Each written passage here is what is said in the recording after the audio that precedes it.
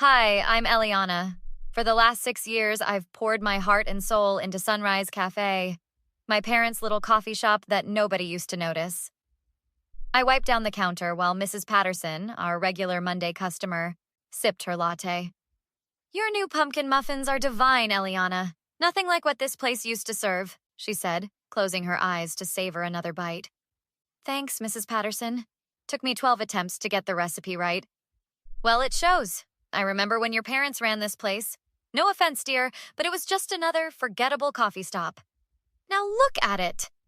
I smiled, glancing around at the bustling cafe with its warm lighting and packed tables. Marco, my assistant manager, approached with an empty tray. Boss, we're out of the cranberry scones again. Third time this week, he said, running a hand through his curly hair. Already? I doubled the batch this morning. What can I say? Your food makes people happy, unlike your father's cardboard pastries. Hey, be nice. Dad tried his best. Marco raised an eyebrow. Tried is the operative word. You're the reason this place survived, Eli. The bell above the door jingled as my parents walked in. Dad wore his usual flannel shirt while Mom had on a new designer blouse I'd never seen. Eliana, darling. Mom air-kissed both my cheeks. The place looks busy as usual. Hey, honey, Dad said, patting my shoulder awkwardly. Mom, Dad, what brings you by? Thought you were in Arizona until next week. Mom smiled brightly. We have exciting news. We should discuss it over dinner tonight. Can't give me a hint now? I asked, wiping my hands on my apron. Just business stuff, nothing urgent, Dad said, avoiding eye contact. Marco cleared his throat loudly behind me. Eli, need you in the kitchen when you get a chance. I excused myself and followed Marco into the back. What's up? His expression was serious. I overheard your parents talking outside before they came in. They're meeting with some franchise guy tomorrow. What franchise guy?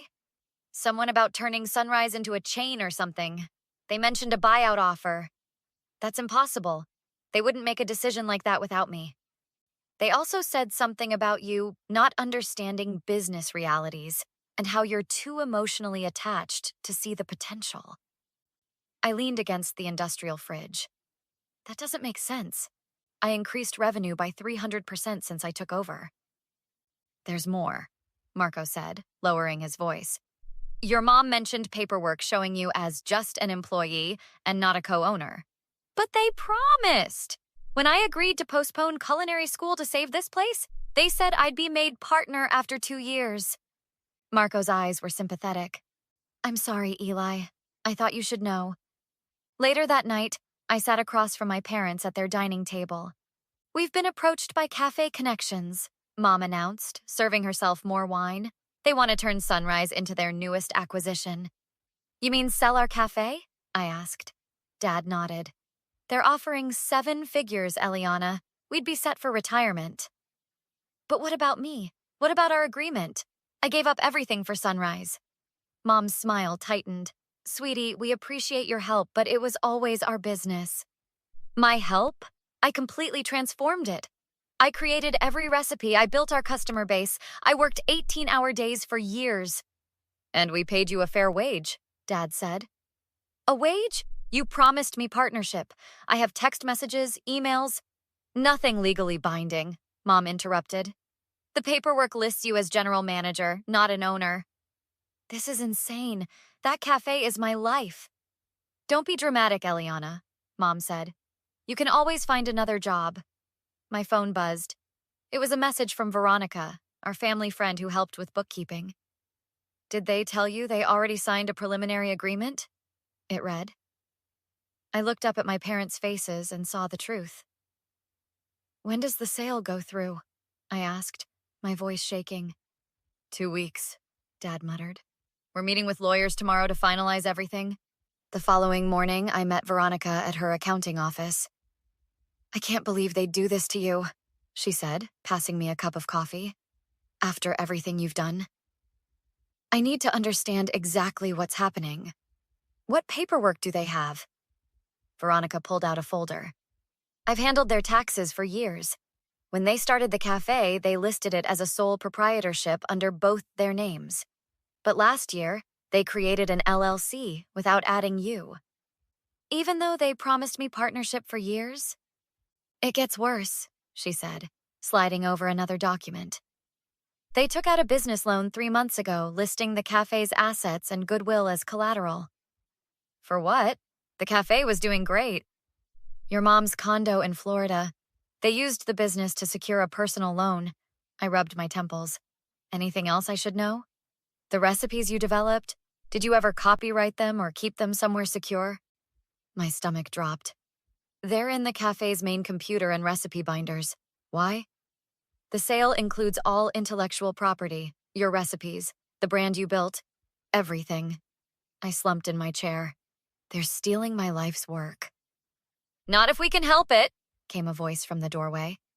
James Chen, Veronica's husband and a business attorney, walked in. James, I didn't know you were joining us, I said. When Veronica told me what was happening, I rearranged my schedule. This is despicable. Can anything be done legally? I asked. Potentially. Did you ever sign any employment contract? No, just verbal agreements. I have texts and emails about the partnership, though. Those might help establish promissory estoppel.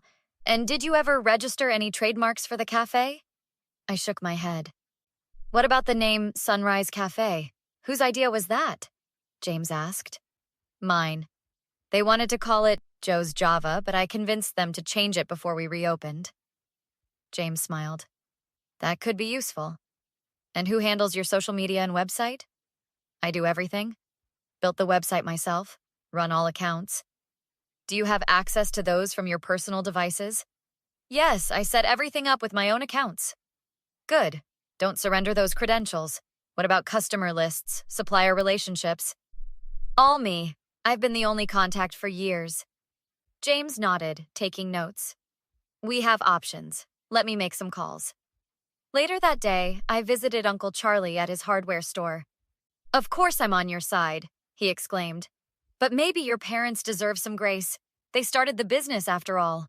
They were going bankrupt when I stepped in. They were 3 months from closing. I gave up culinary school, my dream, to save them. I know, kiddo, but family businesses are complicated. Would you defend them if they stole your store? I demanded. That's different. How? How is it different? Uncle Charlie sighed. Look, I'll talk to them. Maybe they'll reconsider if they know how the family feels. They won't. They've already signed preliminary paperwork. What? Without telling anyone? They care about the money, not the cafe, not me. Uncle Charlie's expression hardened. That ain't right. What can I do to help? That evening, Marco and I sat in my apartment reviewing our options. James thinks we have 3 possible strategies, I explained. First, claim partial ownership through promissory estoppel based on their repeated promises.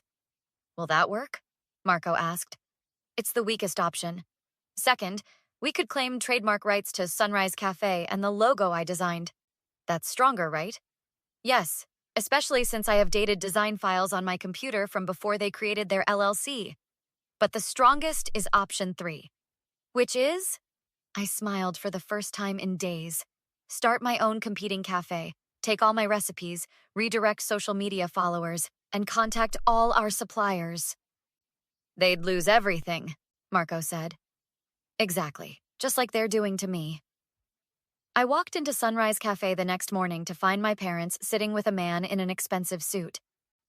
Eliana, Mom called with false cheerfulness. Come meet Mr. Donnelly from Cafe Connections. I'm busy, I replied, heading toward the kitchen. Dad stood up. Eliana, don't be rude. This is important. I turned slowly. Important for whom, exactly? For all of us, Mom said, her smile strained. Really? Was it important to include me in the initial discussions?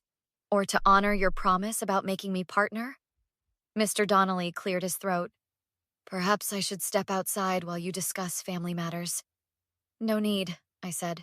I'm well aware of the situation. You're buying my parents' cafe, the one I rebuilt from nothing, the one with my recipes, my designs, my customer relationships. Eliana? Mom snapped. That's enough. Is it? Let me ask you something, Mr. Donnelly.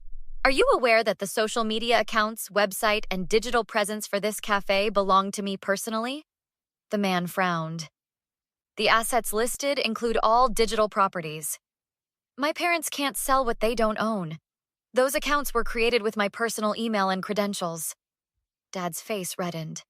Eliana, what are you doing? Protecting myself. Oh, and did they mention that every recipe used in this cafe was developed by me and exists in my private notebooks? Mom stood up now. You developed those while employed by us. They belong to the business. Without a contract stating such, they remain my intellectual property. Mr. Donnelly looked uncomfortable. Mrs. Torres, you assured me all proprietary elements were included. They are. She's just being difficult.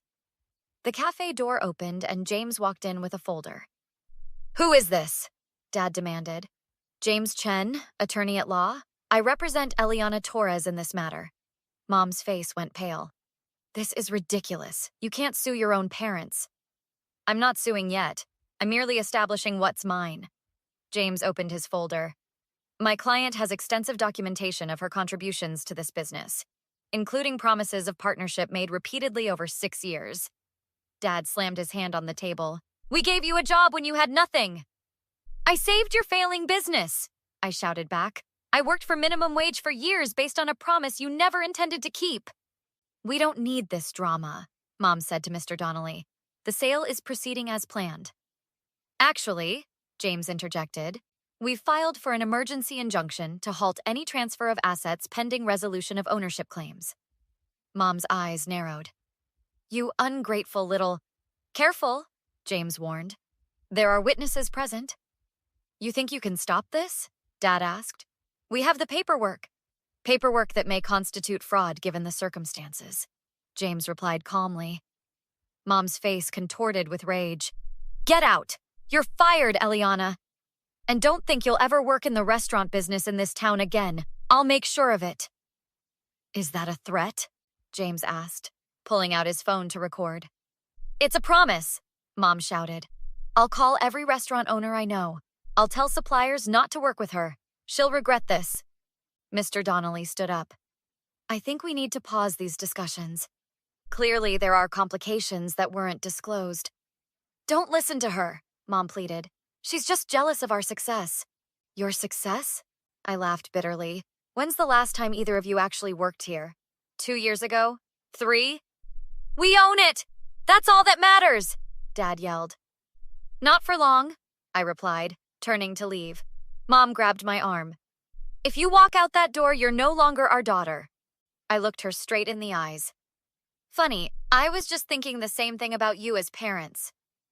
3 months later, I sat across from Officer Rodriguez at the police station. The harassment has to stop, I explained. They've called my landlord trying to get me evicted, contacted my suppliers with false claims, and yesterday they showed up at my new cafe yelling obscenities. We have the report from yesterday, Officer Rodriguez confirmed. Multiple witnesses corroborate your statement that they threatened you. This has been ongoing since I opened Sunrise Bakery and Brew. The name similarity to their former business is interesting, she noted. I established trademark rights to Sunrise for food service businesses before they sold their cafe. The court already ruled on that. The officer nodded. Based on the pattern of behavior and yesterday's incident, we have enough to request a restraining order. Would you be willing to testify? Absolutely. Later that week, I welcomed Veronica to my new cafe, a bright, airy space already bustling with familiar faces. This place is amazing, Eli. Even better than the original. Thanks. Most of our old customers followed us here. I heard Cafe Connections is struggling with the old location, she said, sipping her latte. Mr. Donnelly called me last week. Apparently, the recipes they're using lack something essential. Veronica laughed. They lack you! How did the court hearing go? The restraining order was granted. They can't come within 100 feet of me or the cafe. And the judge was not impressed by Mom's outburst in the courtroom. I can imagine. Marco joined us, sliding a fresh muffin toward Veronica. Tell her the best part. I smiled. Cafe Connections is suing my parents for misrepresentation in the sale. Turns out, Promising recipes and customer loyalty you don't own constitutes fraud. Karma, Veronica whispered. The bell jingled and Uncle Charlie walked in. There's my successful niece, he boomed, pulling me into a hug. Place is packed as usual. How was Arizona? I asked. Hot. Your parents asked me to talk to you again. I stiffened. Charlie, don't worry, I told them to pound sand. They made their bed. Have they apologized at all? Veronica asked. They sent a letter, I admitted. Said they regret how things turned out, and that families should stick together. But no actual apology for what they did? Marco asked. None. Just veiled requests for money since the lawsuit is draining their funds. What did you do with the letter? Uncle Charlie asked. Used it to light the pilot on our new oven, I replied. Most useful thing they've contributed to my business in years. Everyone laughed as James entered the cafe. Good news, he announced, joining our table. The court ruled in your favor on the recipe copyright claim. Café Connections has to pay you royalties for any of your original items they use. That's fantastic, Marco exclaimed. There's more, James continued. Your parents' countersuit was dismissed with prejudice. The judge called it a transparent attempt to harass a legitimate business competitor. So it's really over? I asked. Legally, yes. They have no more claims against you. As if on cue, the door opened, and my parents stood there looking older and tired. Eliana, Mom said tentatively, can we talk? You're violating a restraining order, James warned. Please, Dad begged. Just 5 minutes. We've lost everything. I studied their faces, not a hint of real remorse, just desperation. Officer Rodriguez is 2 tables over enjoying her daily cappuccino, I said calmly. You have about 30 seconds before she notices you. We're your parents, Mom hissed, dropping the pitiful act. After everything we've done for you, you mean after everything you took from me? Or after you threatened my livelihood? Which part am I supposed to be grateful for? Dad stepped forward. We made mistakes, but… Officer Rodriguez, I called out. These individuals are violating a restraining order. As they were escorted out, Mom turned back. You'll regret this. Family is everything. No, I replied. Self-respect is everything. I built something beautiful once, and you tried to steal it. Now I've built something even better without you. I returned to my friends at the table. You okay? Marco asked gently. Better than okay, I smiled, looking around at my thriving new cafe. For the first time in my life, everything I've worked for is truly mine. To Eliana, Uncle Charlie raised his mug. Who taught us all that the best revenge isn't just success? It's success on your own terms, I finished. So what would you do if someone tried to steal your dreams? Let me know in the comments, and don't forget to like and subscribe for more stories of justice served.